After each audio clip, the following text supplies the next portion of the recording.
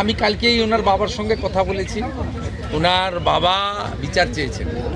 জঘন্যতম ঘটনা, সিট গঠন হয়েছে, পরিবারের পক্ষ থেকে 4 জনের বিরুদ্ধে অভিযোগ দেওয়া হয়েছিল, 2 জনকে গ্রেপ্তার করা হয়েছে, 3 জনকে ডিটেইন করা হয়েছে, যাদের সঙ্গে পলাতক 2 আসামির ফোনে কথোপকথন পেয়েছে পুলিশ।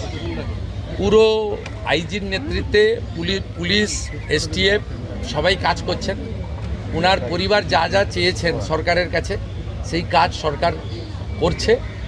আমি আশা করি যে তদন্তের মাঝপথে আমার না বলাই ভালো, কিন্তু এটুকু আমি বলে দিচ্ছি, পরিবার যেভাবে জাস্টিস চেয়েছেন, পরিবার সরকার এবং পুলিশের কাছ থেকে যে যে সহযোগিতা চেয়েছেন সেটা তারা পাবেন।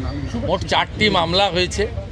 একটি এই জঘন্যতম অপরাধের মামলা ছাড়া আরও 3টি মামলা হয়েছে।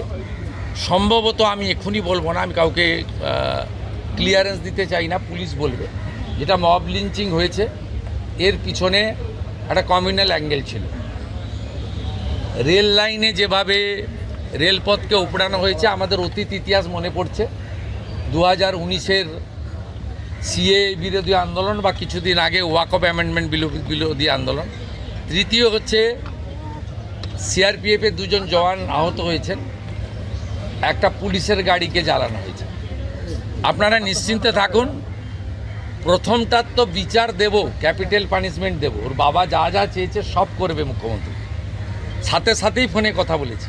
তো আমি খুশি যে ওনারা আমার আস্থা রেখেছেন।